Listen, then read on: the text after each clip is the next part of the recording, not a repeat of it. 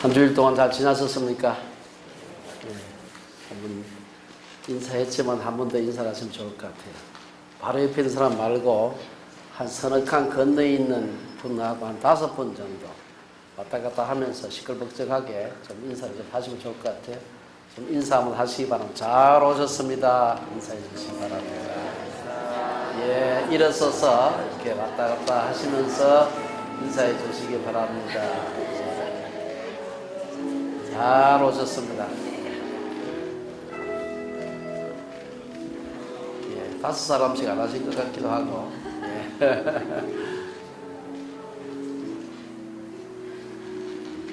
예, 감사합니다. 제가 잠깐 기도드리겠습니다. 주님, 귀한 날 저희들 불러주셔서 예배하게 하시고 말씀 듣게 하신 것 감사합니다. 지난 2주 동안 부족한 사람에게 주께서 이 말씀을 통해서 부어주셨던 감동을 우리 성도들과 더불어서 나눌 수 있도록 도와주시옵소서. 예수님 이름으로 기도드리옵나이다. 우리가 계속해서 요한복음 9장 오늘이 마지막 절인데요. 마지막 본문을 함께 공부를 하겠습니다. 그래서 구원의 4단계 설교를 준비하면서 설교 제목을 처음에 읽었을 때 정해놓고 설교 한참 준비하다 보면 이 제목을 바꾸어야 되겠다 싶을 때가 많이 있습니다. 이번에도 설교 제목을 한 2번 바꾸었습니다. 그래서 구원을 받는 과정이 어떻게 그 과정이 일어나는가 하는 얘기를 오늘 좀 함께 생각을 해봤으면 좋겠습니다. 시작하면서 제가 2사람 정도 우리가 맹인이라고 할 수 있는 2사람을 좀 소개를 하고 싶습니다. 한 사람은 여러분들이 뭐 둘 다 잘 아는 사람이긴 합니다만 여러분들이 한 사람은 저 그림에서 안요한 목사님인데요. 왼쪽에 있는 분이죠. 예, 안요한 목사님입니다. 이 안 목사님은 원래 목사의 아들로 태어났는데 반항해서 신앙을 떠났던 사람입니다.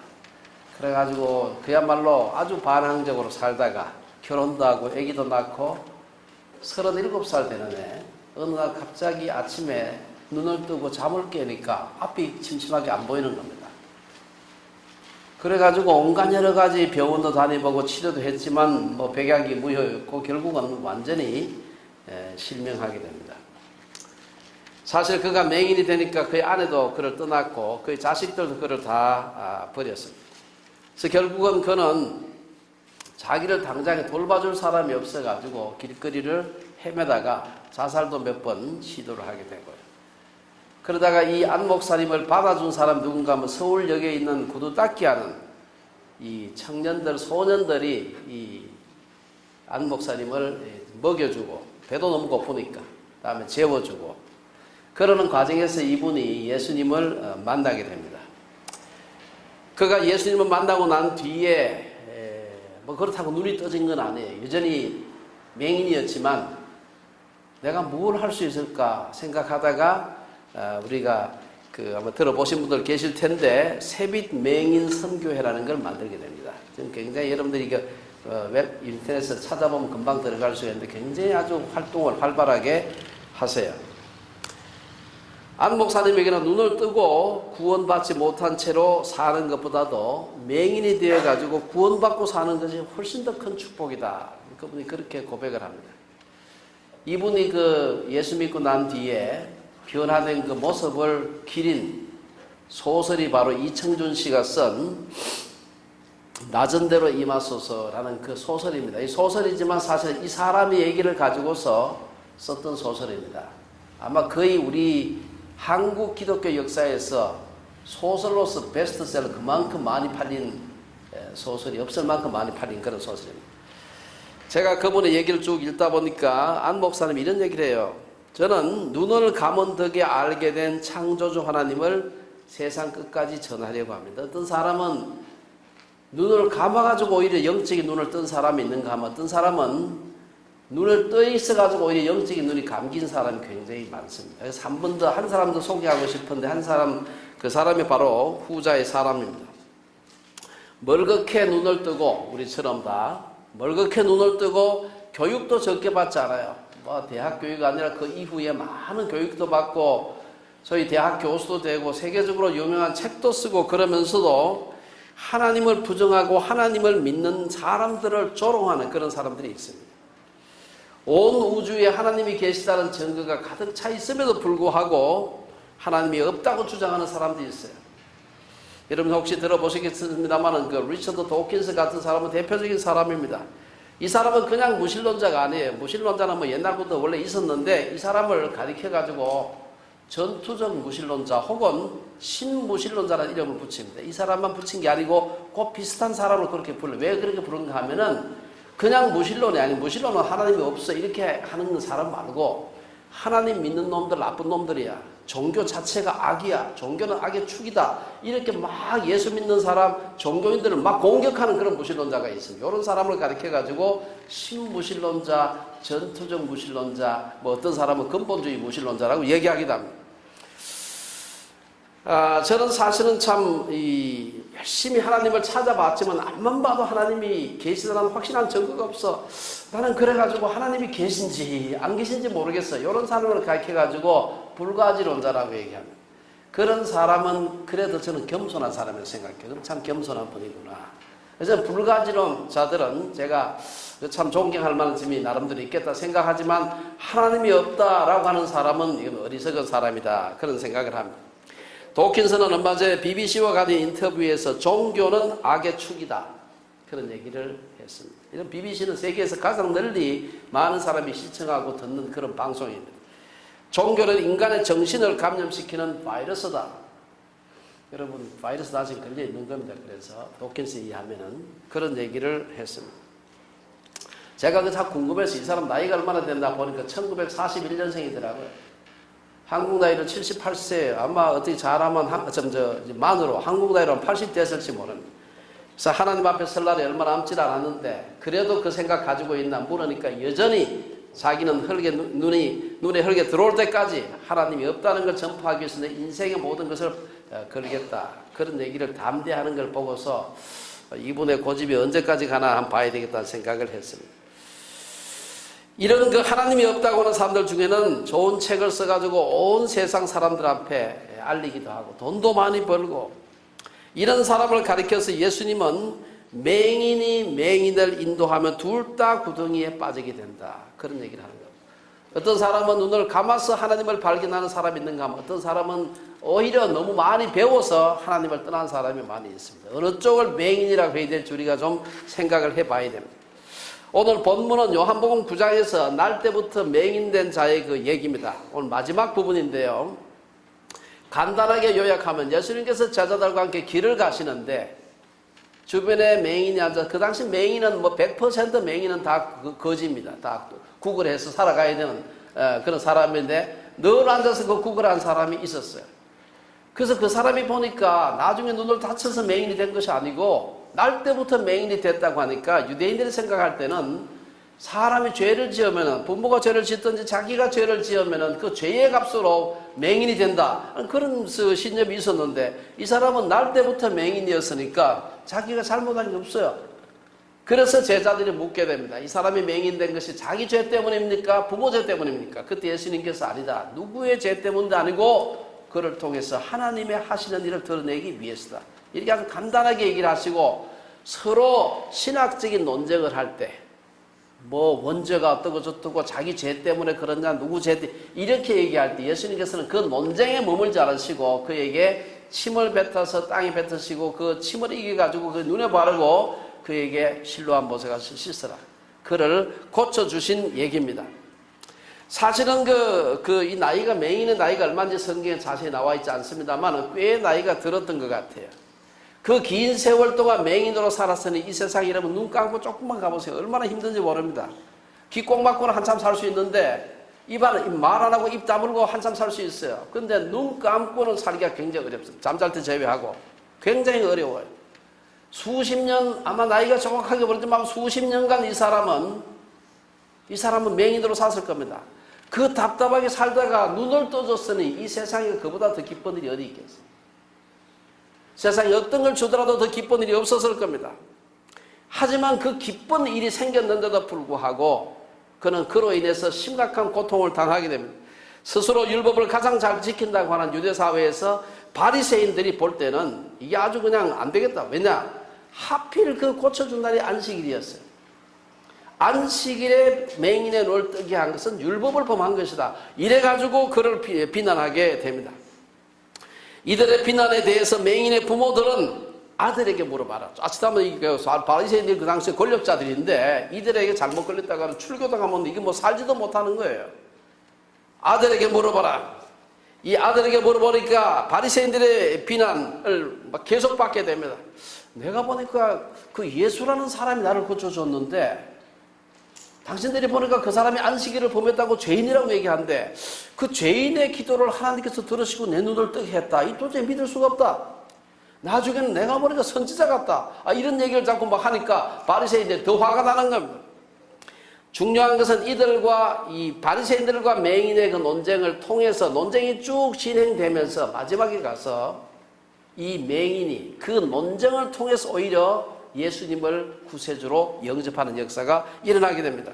오늘 그 과정을 갖다가 오늘 뭐 긴 본문은 아닙니다만 이 과정을 갖다가 살펴보면은 이 예수를 믿게 된 맹인이 예수님을 구주로 영접하고 그를 시인하고 하는 그 과정을 보게 되면은 맹인의 문제만이 아니라 일반적으로 사람들이 구원을 받게 되는 그 과정을 얘기하는 것 같아요. 제가 한 4단계로 나누어서 좀 말씀을 드렸으면 생각합니다. 일단 첫째, 본문 35절에 보면은 예수님께서 바리새인들로부터 쫓겨났다 하는 말을 듣고는 맹인을 찾아가게 됩니다. 35절에 보면 그 얘기가 나와요. 그래서 첫 번째 구원을 받는 단계에 있어서 모든 사람에게 예수님이 찾아가야 되는 겁니다. 예수님이 찾아가는 것입니다. 특별히 예수님은 누구한테 찾아오시느냐? 쫓겨난 사람에게 찾아오는 겁니다. 일반적으로 예수님께서 찾아오는 건 누구에게나 찾아오시지만 찾아오신 예수님을 알아보는 것은 대체로 인생이 잘 될 때, 건강할 때, 승승장구할 때, 사업 잘 될 때가 아니고 대개 인생의 질곡 가운데 있을 때 예수님께서 찾아오시는 것입니다. 오늘 여기 본문에 보면 이런 그 가운데서 예수님이 오셔가지고 그에게 중요한 질문을 하게 됩니다. 네가 인자를 믿느냐? 예수님께서 오셔서 예수님께서 우리에게 물으시는 겁니다. 인자를 믿느냐? 우리가 그러면 어떻게 하면 이 구원의 첫 단계 예수님이 우리에게 찾아오시는 단계가 일어날 수 있을까? 예수님이 우리를 찾아오시도록 하기 위해서 우리가 뭘 해야 될까? 적어도 성경에서는 우리가 별로 할 일이 없습니다. 예수님이 찾아오셔야 되는 건데 중요한 것은 예수님이 언제나 우리 앞에 와 계신다는 사실입니다. 약간의 그 문맥상의 어색함이 있긴 하지만 요한은 계시록에서 예수님께서 우리의 마음 문 앞에 항상 와 계신다 이렇게 얘기를 하세요. 우리가 잘 아는 요한계시록 3장 20절에 보면 볼지어다 내가 문 밖에 서서 두드리노니 누구든지 내 음성을 듣고 문을 열면 내가 그에게로 들어가 그로 더불어 먹고 그는 나와 더불어 먹으리라. 예수님께서 항상 우리 앞에 와 계시는 게 예수님 나한테 와주세요 얘기를 할 필요가 없어요. 항상 와 계시기 때문에 첫 번째 구원의 단계는 예수님께서 찾아오셔야 되고 예수님께서 우리에게 도전하셔야 되는 겁니다. 35절에서 버림당한 이 맹인을 찾아가신 예수님은 위로하기보다도 내가 인자를 믿느냐 이렇게 묻습니다. 이 표현은 다른 사본에서는 네가 하나님의 아들을 믿느냐 이렇게 기록되어 있습니다.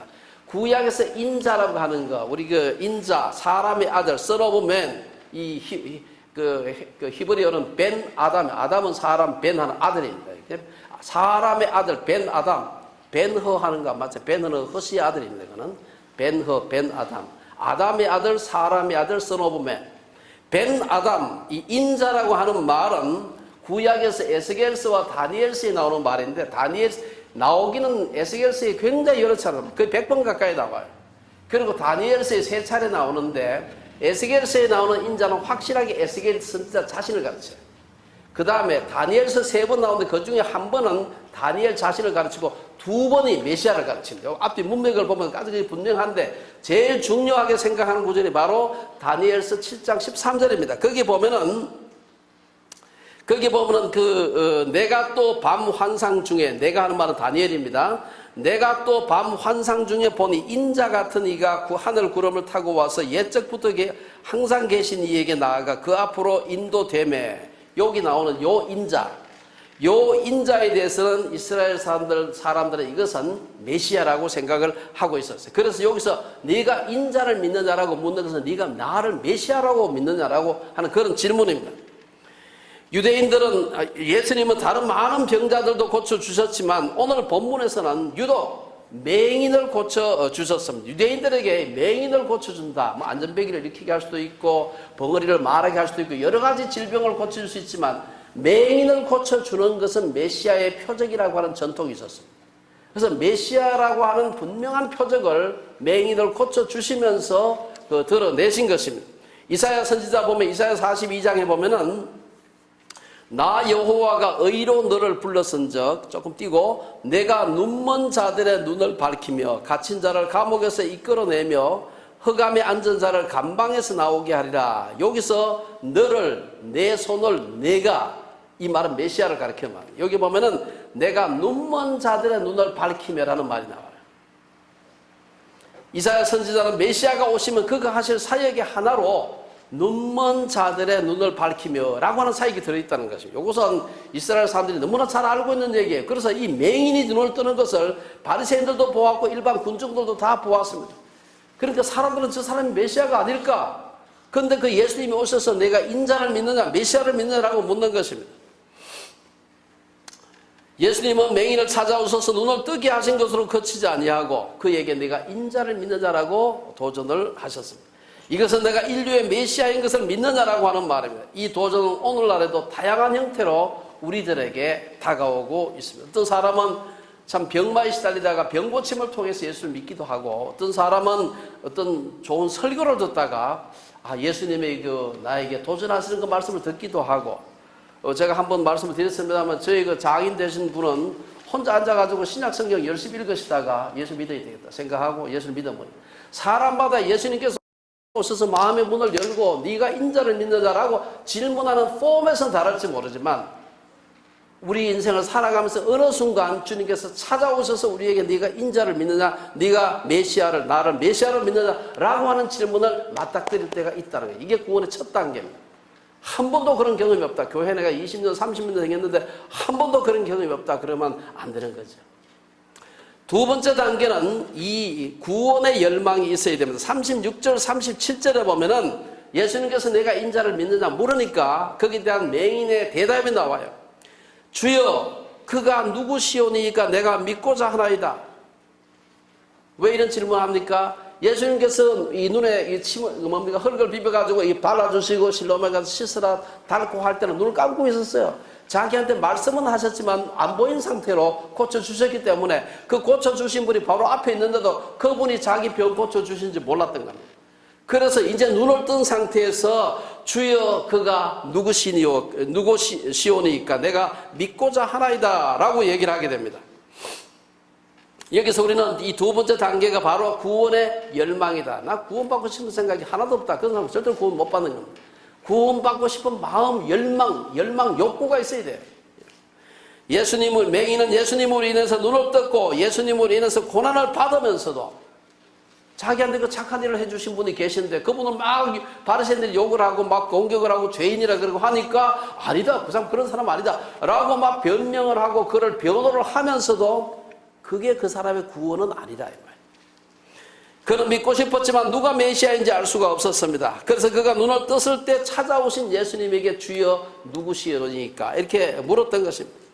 이처럼 맹인과 같이 구원의 필요성을 전혀 못 느끼는 맹인과는 다르게 구원의 필요성을 전혀 못 느끼는 사람은 구원을 받을 수가 없습니다. 그래서 구원의 절박함, 내가 구원을 받아야 되겠다, 이렇게 내 인생 끝낼 수 없다고 생각하는 사람이 있다면 그 사람은 구원의 문턱에 바짝 가까이 온 분입니다. 하나님은 인격적인 분이기 때문에 나는 전혀 믿고 싶지 않은데 막 강제로 신들리듯이 강제로 나를 믿게 하는 그런 분은 아닙니다. 예수님께서 베데스다 연못에서 요한복음 5장에 나오는 얘기입니다. 베데스다 연못에서 38년 된 병자를 고쳐주실 때에도 제일 먼저 38년 된 병자가 원하는 게 뭐가 있겠어요? 제일 먼저 원하는 것이 무릎 보나 마나 병고침 받는 거죠. 그럼에도 불구하고 예수님께서는 네가 낫고자 하느냐, 그의 의사, 낫고 싶은 열망이 필요한 겁니다. 나는 절대 낫고 싶지 않아. 그런 사람 고침 받지 못하지. 구원의 열망이 생기는 과정은 사람마다 다양할 수 있습니다만은 제가 앞에서 소개했던 안요한 목사님 같은 분은 소경이 되었기 때문에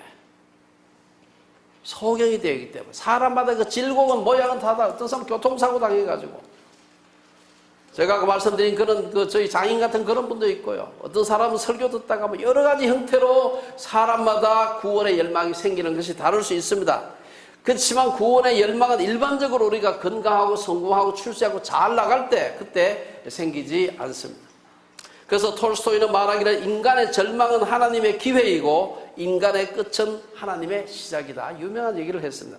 C.S. 루이스가 쓴 고통의 문제라는 책이 있어요. 아주 오래전에 1940년대 쓴 책인데 그 책에 많은 말들이 나오지만 이게 제 기억에 남는 건 이 한마디입니다. 고통은 귀먹은 세상을 불러 깨우는 하나님의 메가폰이다. 주일학교 학생들 메가폰이 뭔지 아세요 혹시? 메가폰 잘 모르겠어? 소풍 가면은 얘 들고 확성기 소풍 가면 이 간이 확성기 들고 먼 데 있는 사람 야외에 나가면 못 들으니까 이렇게 생겨가지고 여기 바짝 대고 소리하면 크게 나오는 소리가 있어. 보통으로 얘기를 하면 안 들리는데 이 확성기에 메가폰이 되고 하면 막 귀가 아프도록 들릴 수가 있는 겁니다. 사람들이 못 알아들으니까 하나님께서 무엇을 통해서 이 고통을 통해서 귀가 먹은 세상에게 메가폰으로 얘기를 해야 돼. 그 메가폰이 뭐냐? 이 고통이라는 메가폰입니다. 한번 우리 따라해 봅시다. 고통은 귀먹은 세상을 불러 깨우는 하나님의 메가폰이다. 뭐 성경에 나오는 얘기는 아닙니다만은 이거는 C.S. 루이스라는 유명한 작가가 한 얘기입니다만은 그렇습니다. 우리가 사람마다 그 고통의 형태가 다르고 고통을 느끼는 그 감도도 다를 수 있어. 그러나 그 고통이 있을 때, 뭐 고통이 없을 때 느끼면 더 좋죠. 그러나 고통이 있을 때 하나님께서 나를 부르시는구나. 그 생각한 사람은 복받은 사람이에요. 예수님은 구원의 열망이 있는 자에게 찾아가셔서 자기를 드러내시는 겁니다. 오늘 36절에 보면은 맹인이 주여 그가 누구시오니까 내가 믿고자 하나이다 하니까 37절에서 예수님께서 지금 너와 말하는 자가 그이다. 맹인은 예수님을 9장 11절에서 우리 앞에 본 오늘 9장에서 11절에 보면은 예수라 하는 그 사람이 나를 고쳐줘. 그 사람이에요. 그냥 우리 여기 있는 사람처럼 우리 모두처럼 그냥 그 사람 평범한 보통 사람으로 눈 감고 있었습니다. 그때는 그 사람 17절에 가면 가만 보니까 선지자 같아. 얘기하는 걸 보니까 이런데 이제 여기서 드디어 그런 예수님은 메시아로 만나게 되는 겁니다. 복음서에서 예수님이 자신을 가리켜서 내가 직접 메시아다라고 얘기한 구절이 사실 몇 개 안 됩니다. 가장 유명한 구절이 어디입니까? 요한복음 4장에 나오는 사마리아 여인에게 나타납니다. 여러분 그 얘기 다 아실 거고 우리 요한복음 공부하면서 다 이미 지나왔습니다. 요한복음 4장에 보면 수가성 여인이 예수님을 처음에는 뭐로 봅니까? 유대인의 남자가 어떻게 사마리아 여자인 나한테 물을 달라 합니까? 유대인의 한 남자로 예수님을 발견하게 됩니다. 다음에는 가만 보니까 하시는 말씀 보니까 선지자로 소이다. 마지막으로 가서 그가 메시아로 받아들이는 것을 볼 수가 있습니다. 점차 예수님은 구원의 열망이 점점 커져가는 여인에게 마지막으로 내게 말하는 내가 바로 그다. 내가 바로 그 그리스도라고 자기 자신을 드러내는 걸 볼 수가 있습니다. 예수님은 개인의 이 구원의 열망을 가진 자들에게 찾아가셔서 자기를 드러내는 분입니다. 그래서 구원의 열망은 구원받는데 아주 중요한 어쩌면 구원의 80% 90%가 열망의 고개를 넘는 겁니다. 이 구원의 열망은 구원의 중요한 두 번째 단. 세 번째는 입으로 고백하는 게 필요해. 38절에 보면은 그렇게 얘기하니까 내가 바로 그리스도다. 내가 바로 인자다. 내가 바로 메시아다라고 하니까 이 사람이 그 자리에서 내가 주여 내가 믿나이다. 이렇게 얘기를 하는 걸 볼 수가 있습니다. 도대체 예수님이 누군가? 예수님의 예수님을 믿는 세 번째 단계는 구원의 단계, 입으로 시인하는 겁니다. 시인하는 겁니다. 예수님은 맹인은 많은 사람이 있는 곳에서 더더구나 예수를 메시아라고 시인하는 사람 누구든지 회당에서 쫓아낸다. 아니, 출교시킨다. 유대교에서 출교한다. 라고 협박하는 걸 알고 있으면서 바리새인들이 둘러서 있고 많은 사람이 둘러서 있는 데서 공개적으로 내가 믿나이다 라고 고백하는 겁니다. 구원에 이르는 과정에서 자기 입으로 소리 내가지고 집에 가서 혼자 속으로 기도하는 거 말고 자기 입으로 소리를 내가지고 공개적으로 고백하는 그것이 굉장히 중요한, 이걸 제일 강조한 사람이 바로 사도 바울입니다. 사도 바울 로마서 10장에 보면은 이렇게 얘기를 해요. 네가 만일 내 입으로 예수를 주로 시인하며 또 하나님께서 그를 죽은 자 가운데서 살리신 것을 내 마음에 믿으면 구원을 받으리라. 그 다음 또 중요합니다. 사람이 마음으로 믿어 의에 이르고 입으로 시인하여 구원에 이르느니라.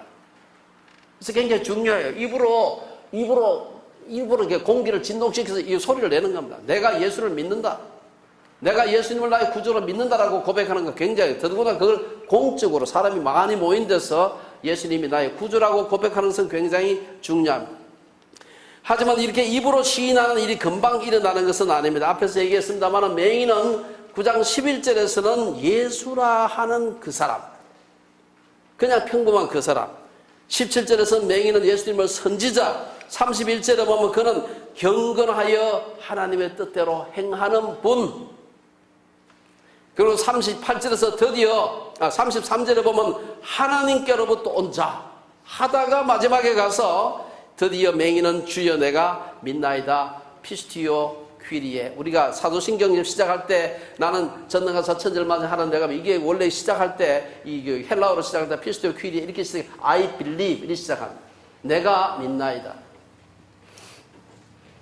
신앙은 이처럼 그리스도의 자기 계시에 응답하는 것입니다. 그리고 구원의 세 번째 단계는 입으로 예수님을 메시아라고 시인하는 겁니다. 마지막 네 번째 단계는 예배하고 경배하는 겁니다. 38절 하반절에 보면은 그렇게 고백하고 난 뒤에 이 맹인이 엎드려서 예수님께 절했다 하는 말이 나옵니다. 이것은 예수님을 경배하고 예배했다는 말입니다. 예수님에게 절한 맹인의 행위는 예수님의 정체성에 관한 아주 중요한 부분을 드러내요. 예수님 누구냐? 유대인 남자. 맞죠? 그래요. 예수님 누구냐? 예수님은 4대 성인 중에 한 분, 오케이. 우리 교회를 창시한 분, 오케이. 수많은 기적을 행했던 분, 맞죠? 그러나 그분이 그 많은 예수님에 관한 묘사에도 불구하고 이 한 가지가 빠지면 예수님을 모르는 겁니다. 이게 뭐냐 하면 예수님은 우리의 경배를, 예배를 받으시기에 합당하신 분이라는 사실입니다. 이는 예수님은 우리의 죄를 용서하시기 위해서 죽으신 메시아고 그리스도라는 사실을 믿는 것이. 이거는 주일학교 어린이도 말은 좀 달라도 이게 믿어야 되는 거예요. 이걸 믿지 않으면 이건 헛일이에요. 교회 학교 안만 다녀도 소용이 없어. 아, 예수님이 우리의 죄를 위해서 죽으신 구세주구나 하는 것을 믿어야 돼요. 어른이고 아이들이고 뭐 용어가 어렵게 사용되든 쉬운 말로 하든 관계없이 이 사실을 믿어야 우리는 그리스도인이라고 얘기를 하는 것입니다. 예수님을 그리스도로 받아들인다는 것은 그분을 자신의 주인으로, 자기의 메스트로, 자기의 롤드로 받아들인다는 것을 의미하는 겁니다. 그래서 예수님을 그리스도로 영접한 사람들은 자신의 만족이 아니라 주인의 만족을 위해서 살아야 되는 것입니다. 우리가 하나님을 기쁘시게 하는 삶을 살아야 한다는 것은 인간의 창조 목적과도 관련이 있습니다. 이사야 선지자는 이스라엘 백성을 창조하신 목적을, 이 백성은 내가 나를 위하여 지었나니 나를 찬송하게 하려 함이니라. 이것은 신약적 개념으로 하나님이 예수 그리스도를 통해서 우리를 구원하신 것은, 그분의 백성을 삼은 것은 하나님을 찬송하기 위함, 경배하기 위해, 예배하기 위함인 것이지, 자신의 명예와 만족을 위해서가 아니라 자신을 통해 하나님이 존귀히 받음을 받도록 하기 위해서 우리를 부르셨다는 사실입니다. 여러분, 장로교에서 가장 중요하고 또 애용하는 신앙 고백서가 있습니다. 그게 바로 그 유명한 웨스트민스터 소요리 문답입니다. 거기 보면 그 요리 문답의 제1문항에 보면은 뭐가 나옵니까? 사람의 제일 되는 목적이 무엇입니까? 옛날에 제가 어릴 때 배울 때 무엇이뇨? 이렇게 뭐 무엇입니까? 대답이 뭡니까? 사람의 제일 되는 목적은 하나님을 영화롭게 하고 하나님을 영원토록 즐거워하는 것입니다. 이 사람 목적이라. 이 굉장히 추상적인 것 같지만 뭐 떡이 생길 것 같지도 않은 말인데도 불구하고 이게 굉장히 중요한 말입니다. 우리 자신의 삶을 돌아보면서 정말 나는 예수님을 나의 구주로, 왕으로, 주인으로 시인하는가? 그리고 삶의 모든 영역에서 그분을 경배하는 예배자로 살아가는가? 이것은 비단 이렇게 모여있는 공적인 예배 자리만 얘기를 국한하는 말이 아닙니다. 우리의 삶 전 분야에 걸쳐서 예배자로 사는 것을 요구하는 것입니다. 우리의 직장생활, 우리의 가정생활, 우리의 사회생활, 심지어 우리의 여가생활, 취미생활까지도 우리가 정말 하나님을 예배하는 예배자로 사는가, 이것을 다른 말로 한마디로 함축해서 기독교 세계관적인 삶이라고 하는 것입니다. 왜 기독교 세계관 대학을 만들어 사느냐? 어떻게 하면 우리의 삶의 모든 분야에서 예수께서 예배를 받으실 만한 분으로 인정하면서 살아갈 수 있는 그 방법을 배우자는 겁니다. 오늘 마지막 39절에서 41절에 보면 구원과 관련된 굉장히 중요한 한 가지 사실을 얘기를 하고 있습니다. 이것은 겸손입니다. 이것은 제가 생각을 해봤어요. 39절에서 41절에 보면 이 바리새인들에 대해 속도간 그 비판이 나오는데, 이것을 저는 구원의 전제다, 이렇게 제가 제목을 붙여봤습니다. 우리가 지금까지 구원의 4단계를 살펴봤는데 순서가 좀 바뀐 것 같지만 마지막에 와서 이것이 없으면 4단계를 시작도 못하는 것입니다. 그 중요한 전제가 바로 39절에서 그 끝절까지 나오고, 39절을 보면 예수님께서 바리새인들을 보고, 자기를 막 비난하는 바리새인들을 보고서 내가 심판하러 이 세상에 왔으니 보지 못하는 자들은 보게 하고 보는 자들은 맹인이 되게 하려 함이라. 심판하러 오셨다는 말을 뒤집어 말하면 구원하러 오셨다는 말하고 같은 말입니다. 예수님을 믿는 자는 구원을 받고 거부하는 자는 구원을 받지 못한다는 말입니다. 이것은 요한복음 곳곳에서 반복해서 나타나는 표현입니다. 예수님은 요한복음 3장에서 그를 믿는 자는 심판을 받지 아니하는 것이요 믿지 아니하는 자는 하나님의 독생자 이름을 믿지 아니함으로 벌써 심판을 받은 것이네. 이 반복해서 비슷한 말을 계속해서 반복하고 있습니다. 계속해서 요한복음 3장 36절에 보면은 아들을 믿는 자에게는 영생이 있고 아들에게 순종하지 않는 자는 영생을 보지 못하고 도리어 하나님의 진노가 그 위에 머물러 있다. 5장 24절에 보면 내 말을 듣고 또 나 보내신 이를 믿는 자는 영생을 얻었고 심판에 이르지 아니하나니 사망에서 생명으로 옮겼느니라. 계속 반복해서 얘기를 하고 있습니다. 예수님께서는 죄인을 구원하기 위해서 세상에 오셨습니다. 예수님의 말을 믿는 자는 구원을 받고 그렇지 않은 자는 이미 심판을 받았다는 것입니다. 요한은 이 사실을 반복적으로 강조를 하고 있습니다. 요한복음 3장에 보면은 예수님은 하나님이 그 아들을 세상에 보내신 것은 세상을 심판하려 하심이 아니고 그로 말미암아 세상이 구원을 받게 하려 하십니다. 6장에 보면 믿는 자는 영생을 가졌다. 11장에 보면 나는 부활이요 생명이니 나를 믿는 자는 죽어도 산다. 세상에는 두 부류의 사람이 있습니다. 한 부류의 사람은 의인이라고 하는, 나는 의인이라고 주장하는 죄인이 있고요. 또 한 부류의 사람은 스스로 죄인이라고 주장하는 의인들이 있습니다. 바리새인은 의인이라고 주장하는 죄인들에 속한다고 볼 수 있고, 맹인은 죄인이라고 주장하는 의인이라고 할 수 있겠죠. 이 두 부류의 사람들에 관해서 예수님께서 하신 말씀이 있는데, 이걸 기가 막히게 누가복음 18장에 보면 기가 막히게 대비해서 얘기를 해요. 이건 한번 제가 좀 길지만 다 읽어볼 필요가 있습니다. 누가복음 18장에 보면 바리새인이 서서 따로 기도하여 이르되, 여러분 뭐 익숙한 구절입니다. 이르되 하나님이여 나는 다른 사람들 같으면 뭐 세리, 창기, 뭐 바리새인 아닌 사람들, 다른 사람들 곧 토색, 불의, 간음을 하는 자들과 같지 아니하고 이 세리는 바로 옆에 있는 사람인데 이 세리와도 같지 아니함을 감사하나이다. 나는 일회에 2번씩 금식하고 또 소득의 11조를 드리나이다. 이 기도를 하는 거예요.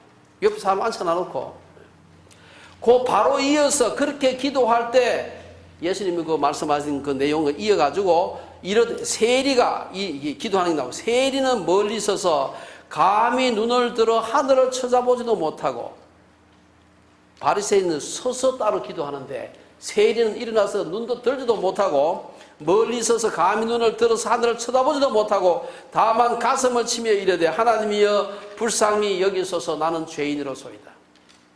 중요한 것은 그 두 기도에 대해서 예수님의 평가입니다. 예수님이 어떻게 평가하시느냐? 내가 너희에게 이르노니 이에 저 바리새인이 아니고 이 사람이 세리가 의롭다 하심을 받고 그의 집으로 내려갔느니라. 무릇 자기를 높이는 자는 낮아지고 자기를 낮추는 자는 높아지리라. 우리가 여기서 뭐 더 이상 관주를 붙일 필요가 없습니다.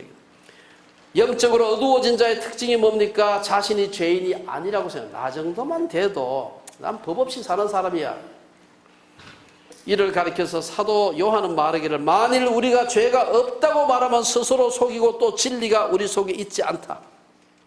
이어서 10절에 보면은 만일 우리가 범죄하지 아니하였다 하면 하나님을 거짓말하는 이로 만드는 것이니 또한 그의 말씀이 우리 속에 있지 아니하다.